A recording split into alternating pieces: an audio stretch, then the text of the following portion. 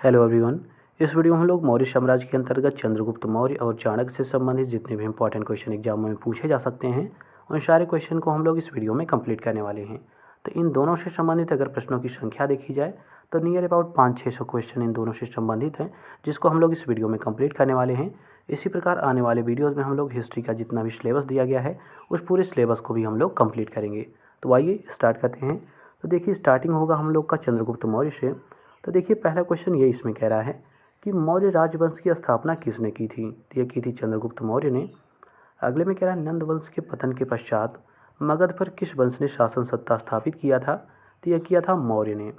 अगले में कह रहा है चंद्रगुप्त मौर्य का गुरु कौन था जिसने उन्हें शिक्षा दीक्षा देकर भारत का सम्राट बनाया था। तो इनका नाम था चाणक्य। अब अगला देखिए, अगले क्वेश्चन में ये कह रहा है कि चाणक्य ने चंद्रगुप्त मौर्य को सभी कलाओं तथा विधाओं की शिक्षा कहाँ पर दी थी। तो यह दी थी तक्षशिला में। अगले में कह रहा है चाणक्य ने चंद्रगुप्त मौर्य के किस खेल को खेलते देखकर वो प्रभावित हुआ था, जिसके परिणाम स्वरूप चाणक्य ने चंद्रगुप्त मौर्य को शिकारी से खरीद लिया था। तो इस खेल का नाम था राजकीलम खेल। अब अगला देखिए, अगले क्वेश्चन में ये कह रहा है कि चंद्रगुप्त मौर्य का जो राज्यारोहण है ये कब हुआ था। तो ये हुआ था 322 ईसा पूर्व में। अगले में कह रहा है चंद्रगुप्त मौर्य के साम्राज्य की राजधानी कहाँ पर थी। तो ये थी पाटलिपुत्र में। अगले में कह रहा है सर्वप्रथम किसने भारत को राजनीतिक रूप से एकबद्ध किया था। तो ये किया था चंद्रगुप्त मौर्य ने।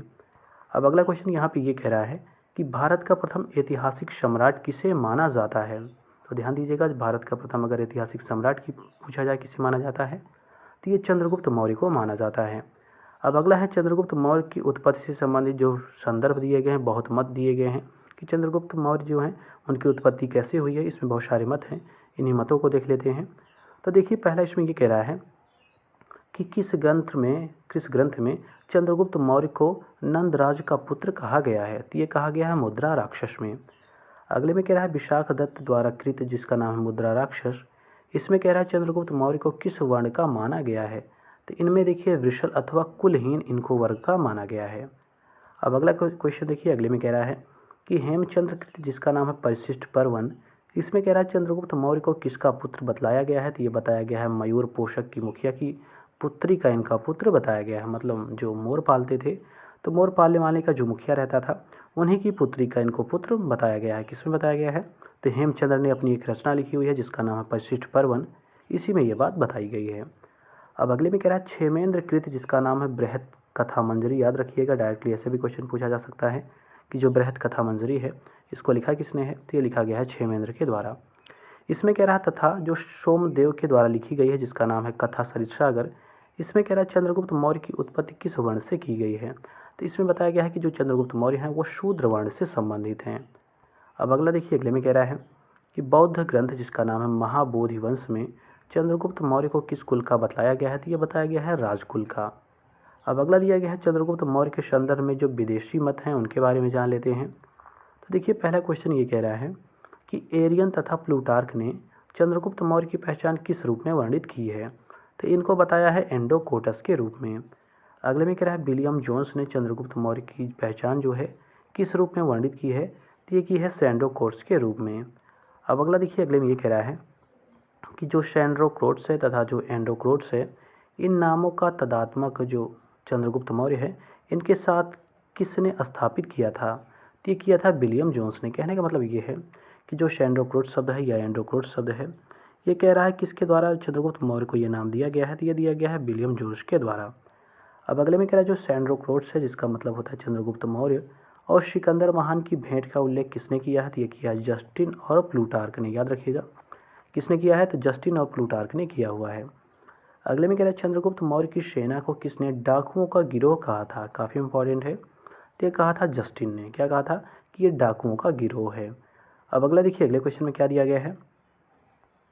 तो देखिए, अगले क्वेश्चन में ये कह रहा है कि किस यूनानी इतिहासकार ने लिखा है कि चंद्रगुप्त मौर्य ने 6 लाख सेना लेकर समूचे भारत पर अपना आधिपत्य स्थापित किया था। तो ये कहा है जस्टिन और प्लूटार्क ने। अगले में कह रहा है किस इतिहासकार का कथन है कि सिकंदर की मृत्यु के पश्चात भारत में अपनी गर्दन से दास्ता का जुआ उतार फेंका तथा अपने जो गवर्नर हैं इनकी हत्या कर दी। इस स्वतंत्रता का जन्मदाता सैंड्रोक्रोट चंद्रगुप्त था। ये ऐसा किसने बताया हुआ है। तो ये बताया है जस्टिन ने। मतलब जस्टिन ने ये बात की, जो ये बात है इसका वर्णन अपनी बुक में किया हुआ है। अब अगला देखिए, अगले में कह रहा है जो चंद्रगुप्त मौर्य हैं इनकी उपलब्धियां क्या क्या रही हैं, इनसे संबंधित जो क्वेश्चन उनको जान लेते हैं। तो पहला क्वेश्चन यहाँ पे ये कह रहा है कि चाणक्य ने किस कार्य की पूर्ति के लिए चंद्रगुप्त को तैयार किया था। तो इनका देखिए दो उद्देश्य था। पहला था कि यूनानियों की जो विदेशी शासन है इससे देश को मुक्त कराया जाए। दूसरा था कि जो नंद हैं उनके जो घृणित तथा अत्याचार पूर्वक जो शासन सत्ता है इसकी समाप्ति की जाए। तो यही दो जो मेन है वो कार्य था। अब अगला देखिए, अगले में ये कह रहा है कि जो चंद्रगुप्त मौर्य हैं सर्वप्रथम अपना विजय अभियान किस क्षेत्र से प्रारंभ उन्होंने किया था। यह किया था सिंध और पंजाब क्षेत्र से। अब अगले में कह रहा है जो सिंध तथा पंजाब विजय है इसके उपरांत चंद्रगुप्त मौर्य किस क्षेत्र पर आक्रमण किया था। उसके बाद उन्होंने मगध क्षेत्र पर आक्रमण किया था। अब अगला देखिए, अगले क्वेश्चन में ये कह रहा है कि चंद्रगुप्त मौर्य के मगध पर आक्रमण के समय मगध साम्राज्य का शासक कौन था। तो ये थे घनानंद। अगले में कह रहा है चंद्रगुप्त मौर्य किस नंद शासक को पराजित कर मगध साम्राज्य पर अधिकार कर लिया था। तो इनका नाम था घनानंद। अगले में कह रहा है किस यूनानी इतिहासकार ने उल्लेख किया है कि सेल्यूकस ने सिंधु नदी पार कर चंद्रगुप्त मौर्य से युद्ध किया था। ये कहा है एपियानस ने। किसने कहा है? एपियानस ने। अगले में कह रहा है सिकंदर के साम्राज्य के पूर्वी भाग के जो शासक हैं जिनका नाम है सेल्यूकस, इनकी आक्रमणकारी सेना को चंद्रगुप्त मौर्य ने किस वर्ष परास्त किया था। तो ये किया था 305 ईसा पूर्व में। अब अगले में कह रहा है चंद्रगुप्त मौर्य तथा सेल्यूकस के मध्य कुछ संधियां हुई थी। इन संधियों में कौन कौन सी शर्तें हुई थी इनको जान लेते हैं। तो देखिए पहली शर्त है कि सेल्यूकस ने चंद्रगुप्त मौर्य को अराकोशिया, जिसके अंतर्गत देखिए जिसको हम लोग कंधार कहते हैं, ये आता है। इसके अतिरिक्त देखिए इसका नाम है पेरोपनिसडाई, जिसको हम लोग इस समय काबुल कहते हैं, एरिया जिसको हम लोग हेरात कहते हैं, और तथा देखिए जो जेड्रोसिया है जिसको हम लोग मकरान तट कहते हैं, ये प्रदेश दिए थे। अब अगले में कह रहा है सेल्यूकस ने अपनी पुत्री जिनका नाम था हेलेना, इसका विवाह चंद्रगुप्त मौर्य से कर दिया था। ये किसने विवरण दिया हुआ है कि इनकी शादी इनसे हुई है। तो ये विवरण दिया है एपियानस तथा स्ट्रैबो ने। ये काफ़ी इंपॉर्टेंट है, इसको याद रखिएगा। इसी में कह रहा है कि इस प्रथम अंतर्राष्ट्रीय विवाह की संभावना को सर्वप्रथम विसेंट स्मिथ ने लिपिबद्ध किया था। किसने किया है लिपिबद्ध? तो ये किया है विसेंट स्मिथ ने। अब अगला देखिए, अगले में क्वेश्चन में ये कह रहा है कि चंद्रगुप्त मौर्य ने अपनी तरफ से 500 लड़ाकू हाथी सेल्यूकस को उपहार में दिया था। अगले में कह रहा है सेल्यूकस ने मेगास्थनीज नामक एक राजदूत को अराकोशिया, जिसको हम लोग कंधार कहते हैं, इससे चंद्रगुप्त मौर्य के दरबार में भेजा, जो भारत आने वाला प्रथम विदेशी राजदूत था। ध्यान दीजिएगा, पूछा जाए कि भारत आने वाला प्रथम विदेशी राजदूत कौन सा था, तो वो था मेगास्थनीज। अब अगले में कह रहा है जो मुद्रा राक्षस ग्रंथ है इसमें भी चंद्रगुप्त के सेल्यूकस से युद्ध तथा हेलेना के जो विवाह है इसका विवरण मिलता है। तो मुद्रा राक्षस से भी ये जो प्रमाण है ये मिलता है। अब अगला देखिए, अगले क्वेश्चन में ये कह रहा है कि चंद्रगुप्त मौर्य का साम्राज्य विस्तार कहाँ से कहाँ था कि इसके बारे में जान लेते हैं। तो यहाँ पे पहला पॉइंट ये कह रहा है कि जस्टिन के विवरण से ये पता चलता है कि संपूर्ण भारत उसके अधिकार में था। ये किसने बताया? जस्टिन ने बताया है। अगले में कह रहा है चंद्रगुप्त मौर्य का विशाल साम्राज्य उत्तर पश्चिम में ईरान की सीमा से लेकर दक्षिण में उत्तरी कर्नाटक तक ये विस्तृत था। इसके अतिरिक्त अगला पॉइंट इसमें ये कह रहा है कि पूर्व में मगध से लेकर पश्चिम में सौराष्ट्र तथा सोपारा तक संपूर्ण प्रदेश में इनका साम्राज्य फैला हुआ था। अब नोट में क्या कह रहा है इसको जान लेते हैं। तो देखिए कह रहा है स्मिथ के अनुसार जो हिंदुकुश पर्वत है ये भारत की वैज्ञानिक सीमा थी। कौन सी थी? हिंदुकुश जो पर्वत है हिंदुकुश, ये भारत की वैज्ञानिक सीमा थी तथा यूनानी लेखक इसे पैरोपनिशिस अथवा कहते हैं इंडियन काकेशस भी इसे कहते हैं। कौन कहते हैं? जो यूनानी लेखक हैं इसको ये लोग पेरोपनिशिस अथवा इंडियन कॉकेशस के नाम से इसको संदर्भित किया हुआ है। अब अगला दिया गया है चंद्रगुप्त मौर्य से संबंधित जो प्रश्न है उनको जान लेते हैं। तो देखिए पहला क्वेश्चन ये कह रहा है कि किस मौर्य सम्राट ने दक्कन की विजय प्राप्त की थी। तो ये की थी चंद्रगुप्त मौर्य ने। अगले में कह रहा है मालवा, गुजरात, महाराष्ट्र को किस मौर्य शासक ने पहली बार जीता। तो चंद्रगुप्त मौर्य ने जीता था। अब अगला क्वेश्चन देखिए, अगले क्वेश्चन में ये कह रहा है कि वह कौन सा अभिलेख है जिससे यह प्रमाणित होता है कि चंद्रगुप्त का प्रभाव पश्चिम भारत पर भी था। तो इस अभिलेख का नाम है रुद्रदामन का जूनागढ़ शिलालेख। अगले में कह रहा है गुजरात जो है चंद्रगुप्त मौर्य के साम्राज्य में सम्मिलित था, वह किस अभिलेख से प्रमाणित होता है। तो ये जो रुद्रदामन का जूनागढ़ शिलालेख है इससे ये बात की प्रमाणिकता मिलती है। अब अगले में कह रहा है जल की आवश्यकता को ध्यान में रखते हुए जिस प्रथम शासक ने गिरनार क्षेत्र में एक झील का निर्माण करवाया था वो कौन था। तो ये थे चंद्रगुप्त मौर्य। अगले में कह रहा है किस अभिलेख से सूचना मिलती है कि चंद्रगुप्त मौर्य ने पश्चिमी भारत में सौराष्ट्र तक का प्रदेश जीतकर अपने प्रत्यक्ष शासन के अंतर्गत शामिल किया था। तो ये पता चलता है रुद्रदामन के गिरनार अभिलेख से। अब अगला देखिए, अगले क्वेश्चन में ये कह रहा है किस अभिलेख से ज्ञात होता है कि जो पुष्यगुप्त वैश्य हैं ये सौराष्ट्र प्रांत के प्रांतपति थे। तो ये पता चलता है गिरनार अभिलेख से। अगले में कह रहा है चंद्रगुप्त मौर्य का सौराष्ट्र जो प्रांत का राज्यपाल था ये कौन था। तो ये थे पुष्यगुप्त वैश्य। ये कौन थे? तो ये सौराष्ट्र प्रांत के राज्यपाल थे। अगले में कह रहा है जो सौराष्ट्र प्रांत है इसमें सुदर्शन नामक झील का निर्माण किसने करवाया था। तो ये करवाया था पुष्य जो गुप्त हैं वैश्य, इन्होंने जो सुदर्शन नामक झील है उसका निर्माण करवाया था। अब अगले में कह रहा है चंद्रगुप्त मौर्य के दक्षिण भारत विजय के संदर्भ में जानकारी कहाँ से प्राप्त होती है। तो ये अशोक के जो अभिलेख हैं तथा जैन एवं तमिल जो कुछ स्रोत हैं उनसे भी इसकी जानकारी प्राप्त होती है। अब अगले में कह रहा है भारत का कौन सा प्रथम साम्राज्य था जिसकी जो सीमा थी वो समुद्र से समुद्र तक तथा बंगाल की खाड़ी से अरब सागर तक वो विस्तृत थी। तो ये थी मौर्य साम्राज्य की सीमा। अब अगला क्वेश्चन देखिए, अगले में कह रहा है कौन सी साहित्यिक कृति है, ध्यान दीजिएगा, कह रहा कौन सी साहित्यिक कृति है जिसके अनुसार ये पता चलता है कि नंदों को चंद्रगुप्त मौर्य और कौटिल्य ने मिलकर खदेड़ा था। तो ये बात पता चलती है विशाख दत्त का जो मुद्रा राक्षस है वो वहाँ से ये बात पता चलती है। अब अगले में कह रहा है वह कौन सा मौर्य राजा था जिसने अपने राजमुकुट को त्याग कर जैन धर्म को स्वीकार कर लिया। तो ये थे चंद्रगुप्त मौर्य। अगले में क्या है किस विदेशी यात्री ने चंद्रगुप्त मौर्य की राज्यसभा में प्रवेश किया था। तो ये था मेगस्थनीज। अब अगले में क्या है चंद्रगुप्त मौर्य ने किससे जैन धर्म की दीक्षा ली थी। तो ये ली थी भद्रबाहु से। अगले में कह रहा है चंद्रगुप्त मौर्य के धार्मिक गुरु कौन थे। तो ये थे भद्रबाहु। अगले में कह रहा है चंद्रगुप्त मौर्य की एक पत्नी जिनका नाम था हेलेना, ये थी सेल्यूकस निकेटर की पुत्री। पूछा जा रहा है इनका नाम क्या था। तो इनका नाम था हेलेना। ये कौन थी। तो ये सेल्यूकस निकेटर की पुत्री थी जिनका विवाह जो था वो चंद्रगुप्त मौर्य से हुआ था। अब अगला देखिए, अगले में क्या दिया गया है। तो अगले क्वेश्चन में यहाँ पे ये कह रहा है कि चंद्रगुप्त मौर्य अपने जीवन के अंतिम वर्षों में एक जैन साधु के साथ दक्षिण भारत चला गया था। उस साधु या जैन मुनि का हमको नाम बताना है। तो उनका नाम था भद्रबाहु। अगले में कह रहा है बृहद कथा तथा गाथा, सप्तशती, वासवदत्ता, मुद्रा राक्षस, इन कृतियों में से किस कृति में चंद्रगुप्त मौर्य के मगध का राज सिंहासन प्राप्त करने की कथा दी गई है। तो ये मुद्रा राक्षस में दी गई है। मतलब जो मगध का राज सिंहासन है ये चंद्रगुप्त मौर्य को दिया जाता है या प्राप्त होता है। तो ये कथा जो है वो मुद्रा राक्षस में वर्णित की गई है।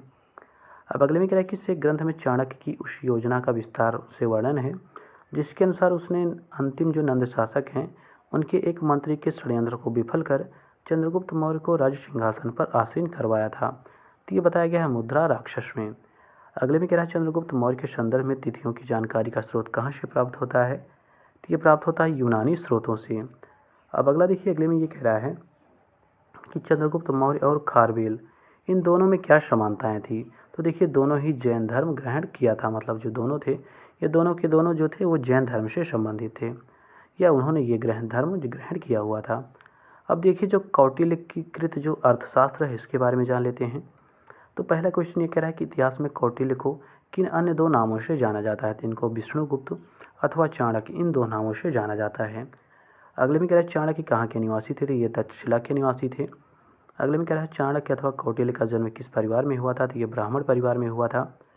अब अगले में कह रहा है चाणक्य किस शिक्षा केंद्र के प्रमुख आचार्य थे। तो ये तक्षशिला से संबंधित थे। अब अगले में कह रहा है पुराणों में चाणक्य को क्या कहा गया है। तो इनको द्विज सर्व कहा गया है या इसको श्रेष्ठ ब्राह्मण इसका अर्थ होता है। अब अगले में कह रहा है कौटिल्य ने राज शासन के ऊपर किस ग्रंथ की रचना की थी। तो ये की थी अर्थशास्त्र की। मतलब जो अर्थशास्त्र पुस्तक है वो बताया गया है उसमें राज शासन के बारे में। अब अगले में कह रहा है कौटिल्यकृत अर्थशास्त्र की विषय वस्तु क्या है। तो इसमें शासन से संबंधित जो सिद्धांत होते हैं उनका वर्णन किया गया है।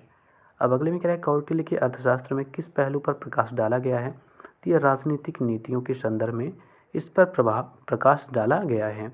अब देखिए जो अर्थशास्त्र है इसकी विशेषताओं को जान लेते हैं। तो देखिए पहला क्वेश्चन ये कह रहा है कि अर्थशास्त्र में 15 अधिकरण हैं और 180 प्रकरण है। यह याद रखिएगा, काफ़ी बार पूछा गया है कि अर्थशास्त्र में कितने अधिकरण या प्रकरण हैं। तो इसमें 15 अधिकरण हैं।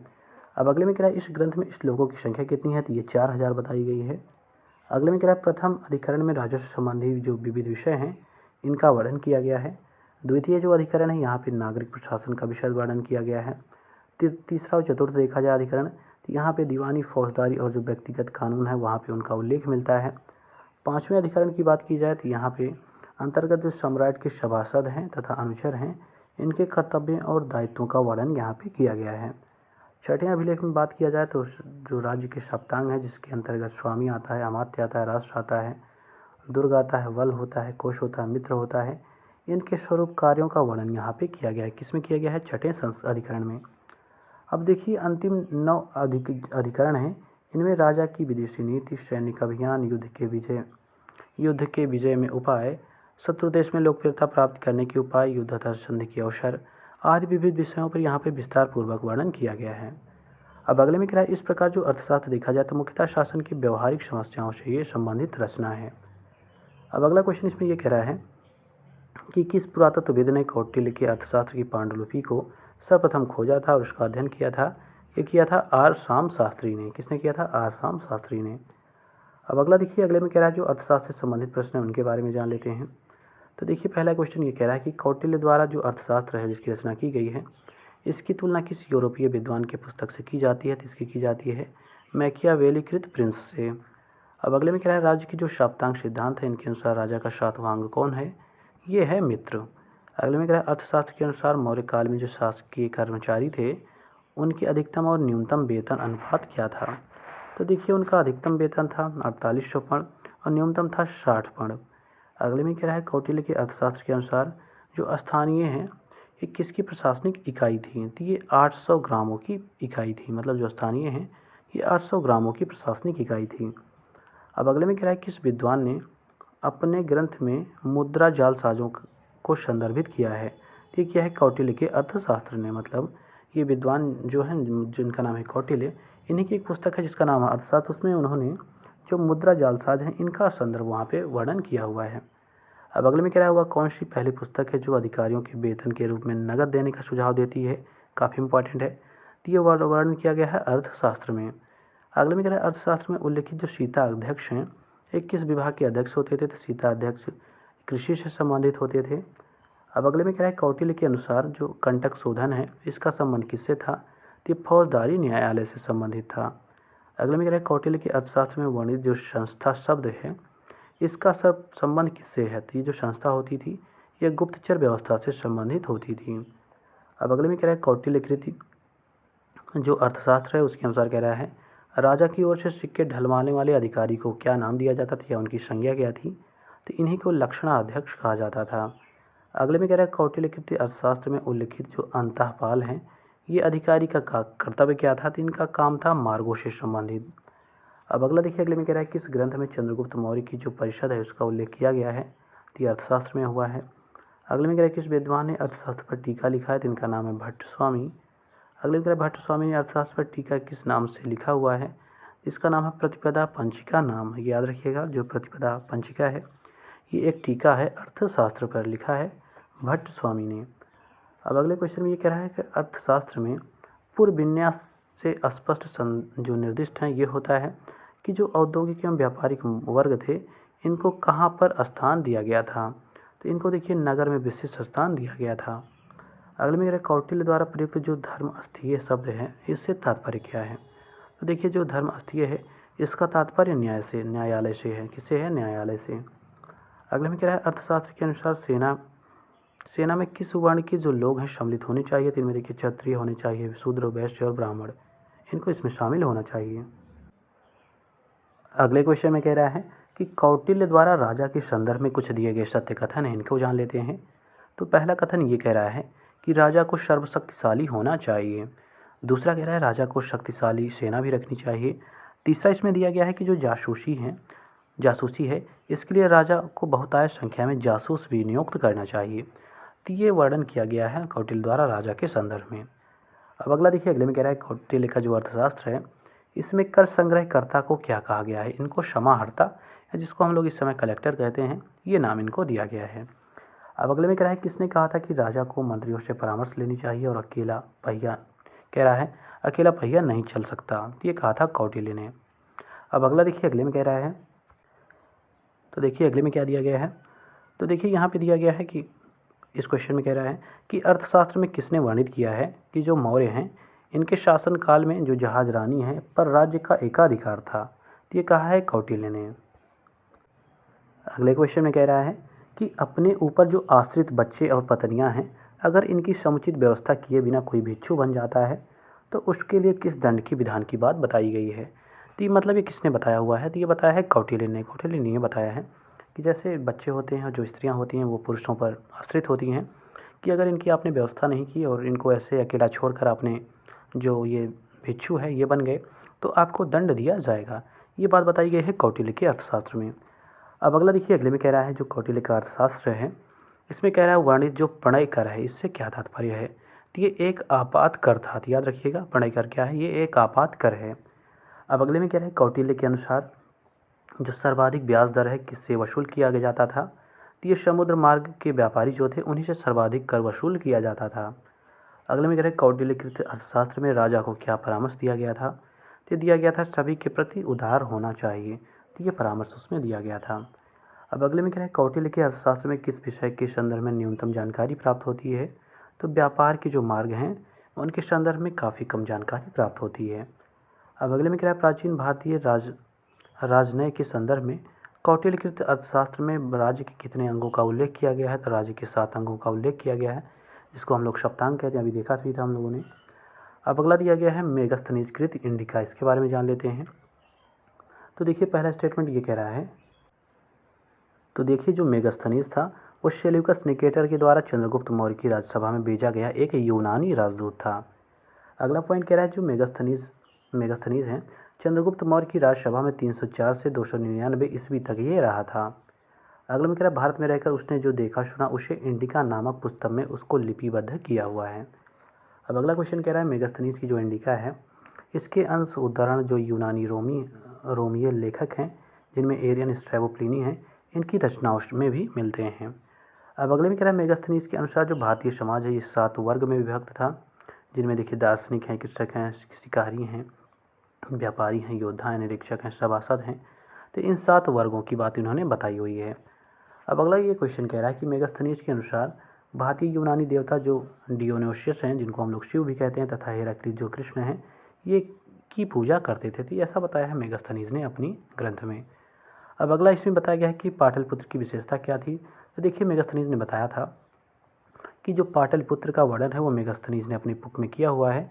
इस प्रकार किया है कि जैसे देखिए इसमें को बताया गया है इसका जो पाटलिपुत्र है इसके आकार की बात की जाए तो यह देखिए 80 स्टेडिया जिसको हम लोग कहते हैं 16 किलोमीटर लंबा तथा 15 स्टेडिया जिसको हम कहते हैं 3 किलोमीटर चौड़ा।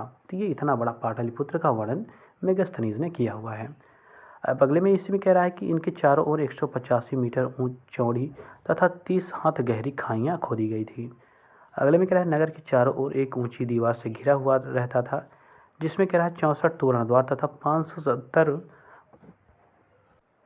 570 बुर्ज इसमें शामिल थे। अब अगला देखिए, अगले में कह रहा है कि जो नगर का प्रबंधन है वो एक नगर परिषद द्वारा होता था जिसमें 5-5 सदस्यों वाली 6 समितियां कार्य करती थी। अगले में कह रहा है नगर के मध्य में चंद्रगुप्त मौर्य का विशाल राजप्रसाद स्थित था। अगले में कह रहा है मेगास्थनीज के अनुसार जो भव्यता है और शान शौकत है इसमें कह रहा है सूसा तथा एक वतना के राजमहल भी उनकी तुलना नहीं कर सकते थे। तो काफ़ी एक तरह से बताया गया है कि ये काफ़ी भव्य राजमहल था। अब अगले में कह रहा है इस प्रकार मेगास्थनीज के जो विवरण हैं उनके आधार पर चंद्रगुप्त मौर्य के समय की राजनीतिक, सामाजिक, धार्मिक और जो आर्थिक दशा थी उस पर प्रकाश डाला जाता है। अब नोट में कह रहा है कि बिहार का पटना जो पाटलिपुत्र है इस समय जो पाटलिपुत्र था पहले अब पटना है जो इसमें कह रहा है इसके समीप जो बुलंदी बाग है एवं कुम्भहार है यहाँ पे की गई खुदाई से मौर्य काल में लकड़ी के विशाल भवनों के अवशेष यहाँ से प्राप्त होते हैं और इन्हें प्रकाश में लाने का अगर श्रेय पूछा जाए किसको दिया जाता है तो इन्हें प्रकाश में लाने का श्रेय स्पूनर महोदय को जाता है। अब अगला क्वेश्चन देखिए अगले में क्या दिया गया है। तो देखिए अगले में कह रहा है कि किस प्राचीन नगर के जो अवशेष हैं वो कुम्भकार स्थल से प्राप्त होते हैं। तो ये है पाटलिपुत्र के।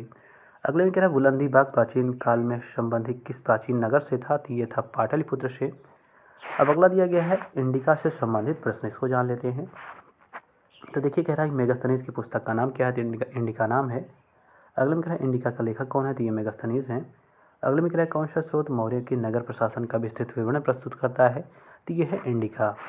अब अगले में कह रहा है भारत के बारे में मेगास्थनीज ने मौलिक विवरण, जो मेगास्थनीज हैं उनके मौलिक विवरण खो गए हैं, उनके कुछ जो है जो संस्मरण हैं उनके वृत्तांतों में सुरक्षित किए गए हैं। ये हैं एरियन आयो डियोडोरस के, मतलब जो इनके वृत्तांत हैं इनमें इनकी जानकारी दी गई है। अब अगले में कह रहा है प्राचीन भारत की यात्रा करने वाले विदेशी यात्रियों में सबसे पहले कौन आया था, तो ये मेगास्थनीज आया था। अगले में कह रहा है मेगास्थनीज के अनुसार पाटलिपुत्र नगर एक समिति के द्वारा शासित होता था जिसमें सदस्यों की संख्या 30 थी। अब अगला देखिए, अगले में कह रहा है कि मेगास्थनीज द्वारा जो लिखित इंडिका है ये लुप्त हो चुकी है, किंतु कह रहा है उसके कुछ अंश यूनान तथा रोम, जिसको हम लोग ग्रीक रोमन कहते हैं, इनके लेखकों की कृतियों में बचे हुए हैं। उनका नाम क्या है, तो ये हैं टेसियस, डायोडोरस, सेल्यूकस और स्ट्रैबो। अगला है लास्ट क्वेश्चन इसका, इसमें कह रहा है किस दक्षिण भारतीय राज्य का जो उल्लेख है मेगास्थनीज की इंडिका में किया गया है, तो ये है पांड्य राज्य का वर्णन। तो इस प्रकार हम लोगों ने जो मौर्य काल से संबंधित, चंद्रगुप्त मौर्य और चाणक्य से संबंधित क्वेश्चन दिए गए थे उनको हम लोगों ने सॉल्व किया। अब इसके बाद देखिए बिंदुसार है, उसके बाद फिर यहाँ पे अशोक आ जाएंगे, उनसे संबंधित जो क्वेश्चन है उसको हम लोग दूसरे वीडियो में कंप्लीट करेंगे। इसी प्रकार आने वाले वीडियोज़ में हम लोग जो हिस्ट्री का जितना भी सेगमेंट दिया गया, जितना भी चैप्टर है, उन सारे चीज़ को हम लोग कंप्लीट करने वाले हैं।